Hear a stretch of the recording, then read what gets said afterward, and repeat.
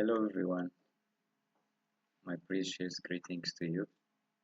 Uh, I am Mulgisa and I am here to present uh, a project, and my friend invited me to present it here on her YouTube account, which is related to some technological issues, so I was quite delighted to present it here. So this project is as part to fulfill for our master's study. We are studying in chemical engineering in Pannonia University in Hungary. So let's get to it.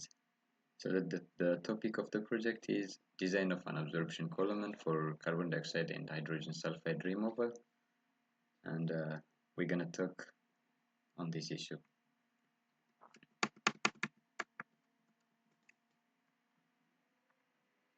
Okay, so the agenda of the project, we will have some introduction about the topic, and we'll specify our objective, and we'll discuss about absorption phenomena and absorption of acid gases typically, and there will be some introduction part on how to design an absorption column on Aspen Plus software. Then after we'll discuss what we have found as a result of our design, and there will be some capex and opex calculations. We'll mention the results and finally the conclusion. So flue gas may arise from different sources, and we can mention as an example like fossil fuel based electricity production plants and coal boilers are some of the examples which results the flue gas. So these flue gas may contain different compounds. So basically the major components of a flue gas are carbon dioxide, particulate solids, carbon monoxide, and different volatile organic compounds, and acid gas, of course, which are the main topic of this project. So the removal of this acid gas is have a growing interest not only from the environmental but also from economical point of view, because separation of this acid gas may end up having a pure gases which can be used for further process, and and we are treating these gases to be sure that we are not polluting the environment. So the flue gas which we are going to deal with have uh, basically four types of components. We have carbon dioxide and hydrogen sulfide. We have also alkanes. We have also alkynes and other gas like water and hydrogen. Okay, so the main objective of this work is designing an absorption column which is capable of removing more than 95% of carbon dioxide and 99% of hydrogen sulfide. So let's say something what absorption phenomena is. So absorption is one of the major unit operations in chemical engineering. So the equipmental setup can be described here in the first picture. Basically, what happens in absorption an absorption column is there is an intimate contact between two phases: the liquid, which is a solvent, and the gas, which comes at the bottom of the column. So they are brought into contact on the column. So the column internal is mainly packed with different structures. It may be a packed structure and a tray structure. So the performance of the equipment is measured by how much these two phases are brought into contact. So this absorption phenomena is governed by the two-film theory. This is a famous theory which describes how the two phases are brought into contact and how they are interacting each other. So basically, when the two phases are brought into contact, there is a formation of two layers, the liquid film layer and the gas film layer, as indicated here. So when the gas comes into contact to the liquid, it starts to react with the solvent, and there is a maximum reaction at the interface between the gas and the liquid interface. So as the gas goes to the bulk liquid, it will be reacted or trapped by the solvent, so that our desired objective can be achieved. Okay, absorption of acid gas. So as I have discussed on the introduction part, the main objective is to remove this acid gas. So this absorption process of acid gas is mainly achieved by different chemicals. To mention some, alkylamines and alkaline salts of various weak acids are some of the examples. So alkylamines have minimum coabsorption of hydrocarbons. So we can say these are the best chemicals to use for the removal of acid gas from a flue gas. So these alkylamines are used when we need a low acid gas content at the outlet stream of different gases. And from these alkylamines, specifically monoethylamine is one of the alkylamines, and it is able to remove both acid gas, which is carbon dioxide and hydrogen sulfide in our case. And it is effective at low pressure, and the solution strength of this alkylamine ranges from 10 to 20% by weight. So before designing the column, let's see some introduction parts on what we did during our simulation. Firstly, Aspen Plus version 11 was used for simulation, and an electrolyte fluid package was chosen because the reaction between acid gas and alkylamines is an ionic reaction acid gas. So this ELEC and NRTL fluid package supports or have the properties of these ionic reactions. And to simulate the absorption column, there is a model called RADFRAC in Aspen Plus. This model is used to simulate a multi-stage vapor liquid fractionation operations. So absorption can be assumed as a multi-stage vapor liquid fractionation operation, and it has been chosen by RADFRAC. It has been chosen to simulate by RADFRAC. So this is the general setup of the column. The solvent comes up at the top of the column, and the flue gas comes in down, and it penetrates the liquid up.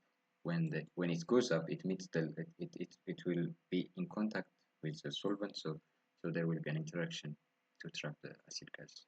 And the pure gas comes at the top of the column, whereas the solvent with the impurities comes at the bottom of the column.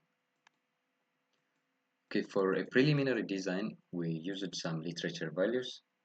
For example, the inlet temperature of the solvent and inlet temperature of the gas stream, the flow rate of the gas stream have been given from our advisor. He gave us these parameters, and of course the other parameters was brought from some literatures. So, for example, the solvent stream flow rate was calculated based on the acid loading capacity of alkylamines.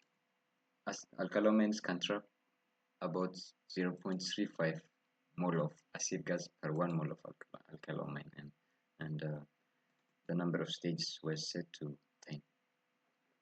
Under these parameters, the process was able to achieve only 84% of the carbon dioxide and 23% of hydrogen sulfide, which is not suitable with our objective, so we need further removal. So to do this, it was required to do some sensitivity analysis to determine how the process responds towards change in different parameters. So let's see first how the solvent flow rate affects the removal of this acid gas. So as when we vary the solvent flow rate, and its response on the acid gas removal is shown here. As we can see, we can achieve high removal of carbon dioxide at lower alkaline flow rates, whereas hydrogen sulfide removal needs a higher flow rate of the alkylamine, which is the monoethylamine. So there has to be an optimum point which satisfies for both hydrogen sulfide and carbon dioxide. So we can say this is highly sensitive. The process is highly sensitive towards change in the solvent flow rate. Okay, the other one is the effect of solvent stream temperature. As we can see, increasing the temperature is not good for both hydrogen sulfide and carbon dioxide removal. So there has to be an optimum temperature which can satisfy for their removal. And the other one, let's see how the number of stage variation affects the removal of hydrogen sulfide and carbon dioxide. We can clearly see that when the number of stages is 10, there is higher efficiency of removal for those acid gases. So we can set this number of stages as 10 for the final design. Okay, so from the sensitivity, we have also performed different sensitivity analysis, for example, the liquid stream pressure and the pressure of the incoming flue gas. But it has been found that the process is not quite responsive or sensitive to these processes. So we choose the temperature of the solvent and solvent flow rate as main parameters for optimization of the process. So it has been chosen 3 different temperature values and 3 solvent flow rates. So we have 2 parameters and 3 run points. So we will have totally 9 number of runs. So as you can see here, when the temperature and solvent flow rate varies, so does the removal of hydrogen sulfide and carbon dioxide. Okay, so this is a data feed for hydrogen sulfide removal as a function of temperature and solvent flow rate. We can clearly see that hydrogen sulfide is removed at higher solvent flow rate and of course at the entire temperature range we can achieve that separation. But in case of carbon dioxide removal, we can see that we only need around 10,000 km per hour of solvent flow rate to achieve the carbon dioxide production, but we need higher flow rate for H2S removal. So there has to be there should be some optimization. So we used an X-Absorber software to optimize the process, and an optimal point has resulted that the solvent flow rate should be around 12,000 km per hour and temperature of 40 degrees centigrade, which gives a minimum point for both CO2 and hydrogen sulfide removal.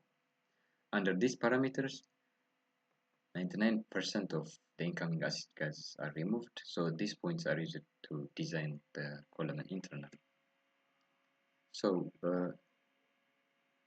designing of the absorption column using Aspen Plus has results are summarized here. These are the main parameters of the column. For example, the number of trays are 10, and the total height of the column is around 6 meters, and the diameter is 2.73 meter, and the total pressure drop was around 0.08 bar, which is really an acceptable range. And the internal type of the absorption was a trade, because we choose this because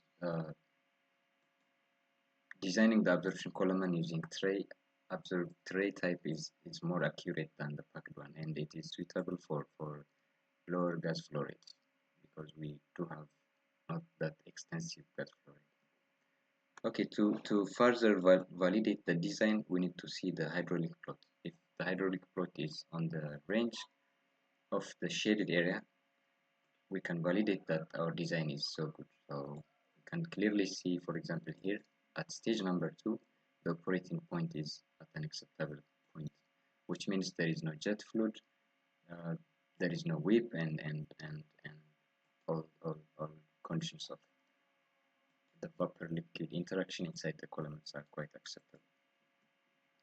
Okay, so this column has costed around $2.1 million, and the operating cost of this operation was around 900,000 per annum, which includes the cost of the raw material. So generally, we find out that monoethyl amine is a suitable solvent for removal of acid gases, and this process is highly sensitive towards the solvent flow rate and temperature. And to purify a flue gas stream of 500,000 tons per year, around 12,000 km per hour of solvent flow rate was needed, and this was able to achieve around more than 99% of the incoming flue gas, I mean the acid gas. So this is my presentation. Thank you for your attention. We really appreciate your patience.